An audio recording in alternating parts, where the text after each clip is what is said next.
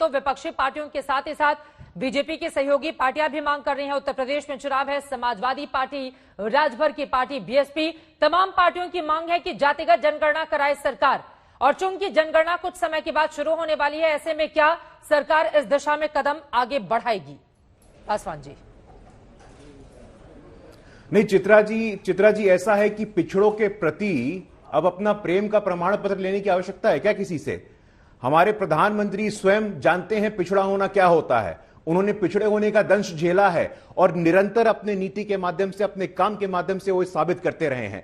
अभी नीट की परीक्षा की बात हो, बात 1986 से चल रही थी, किसी सरकार ने आरक्षण नहीं दिया, लेकिन अभी भी हमने देखा 2 दिन पहले किस प्रकार नीट में ऑल इंडिया कोटा में ईडब्ल्यूएस और ओबीसी सबको आरक्षण दिया गया है। अभी देखिए आप, शासन प्रशासन में भागीदारी की बात होती है, जो सामाजिक न्याय के नाम पे लोग राजनीति करते आए हैं, उन्होंने क्या किया है? सिर्फ अपने परिवार की बात, सिर्फ अपने लोगों की बात, मेरा बेटा बढ़ाए। मोदी जी कहते हैं देश बढ़ाओ, ये कहते हैं बेटा बढ़ाओ। इसीलिए पहली बार देश के राजनीतिक इतिहास में कैबिनेट में 27 ओबीसी का आना, 12 शेड्यूल कास्ट का आना, यह अपने आप में अद्भुत है सामाजिक न्याय के इतिहास में। नीतीश कुमार जी की अपनी राय है। और देखिए हमारे यहां चित्रा जी हाईकमान कल्चर नहीं है, हमारे यहां आंतरिक लोकतंत्र है। वो हमारे पॉलिटिकल पार्टनर जरूर हैं, उनकी राय अलग हो सकती है, लेकिन हमारे दोनों पार्टी का जो शीर्षस्थ नेतृत्व है वो गुरुप्रकाश पासवान जी, जब आपकी सरकार में ओबीसी मंत्रियों को शामिल किया जाता है, सरकार अपनी पीठ थपथपाती है।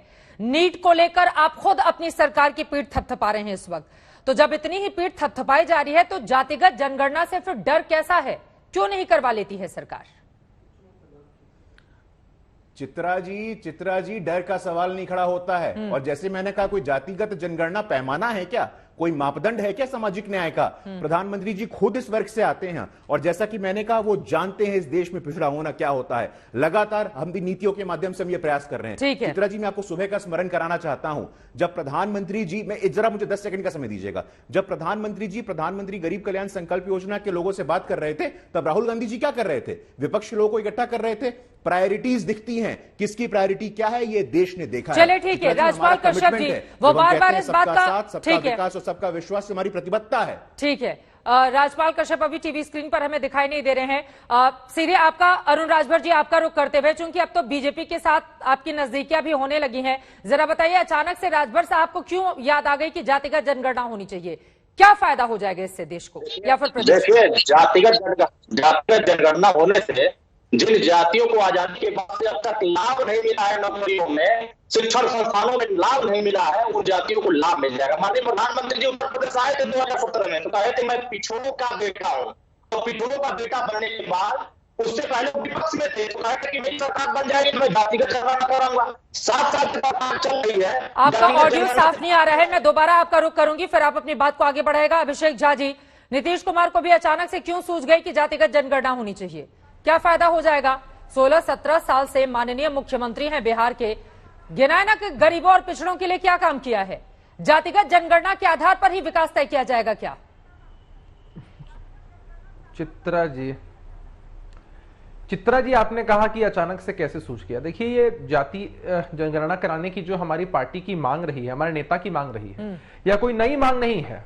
सालों पहले से हमारे नेता ने इस बात की मांग की है और आपने देखा है कि चरणबद्ध तरीके से हमने इसकी मांग की है। 2019-2020 में विधानमंडल में यहां पर प्रस्ताव पारित किया गया था और आपने देखा कि किस तरह आदरणीय ललन बाबू के नेतृत्व में जेडीयू के जो भी सांसद हैं वो मिलते हैं गृह मंत्री से और अपनी बात को कहते हैं कि मेमोरेंडम देते हैं कि जाति आधारित जनगणना होनी ही चाहिए। अब आपने सवाल पूछा कि क्यों होना चाहिए। देखिए, हमारे देश में जो पिछड़े वर्ग के लोग हैं उनको समुचित लाभ जब तक नहीं मिलेगा तब तक सामाजिक बराबरी नहीं हो सकती है।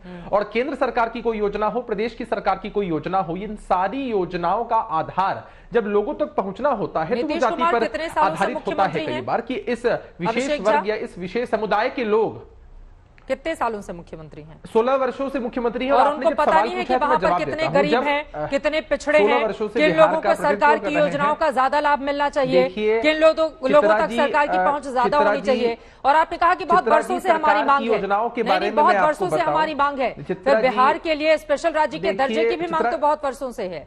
क्या हुआ? मैं जवाब दे दूं। हाँ, निश्चित रूप से देखिए, अब मांग करना हमारे हक में है और निश्चित रूप से बड़ी जोर के साथ हमने इस बात की मांग की है कि बिहार को विशेष राज्य का दर्जा मिलना चाहिए ताकि बिहार का समुचित विकास हो सके। आप देख लीजिए 2005 बिहार के समुचित विकास के लिए आपको जातिगत जनगणना चाहिए। उत्थान के लिए 40 करोड़ का बजट था। आपके पास इतनी मजबूत सरकार है, आप कह रहे हैं कि आपको जातिगत जनगणना चाहिए विकास के लिए। देखिए, तो आप ये समझिए, आप ये हर एक मुद्दा होता है ना, विकास तो बिहार की सरकार कर रही है। हमने विशेष राज्य के दर्जे की मांग की थी ताकि बिहार को विशेष लाभ मिल पाएगा और विकास और चहुमुखी हो पाएगा।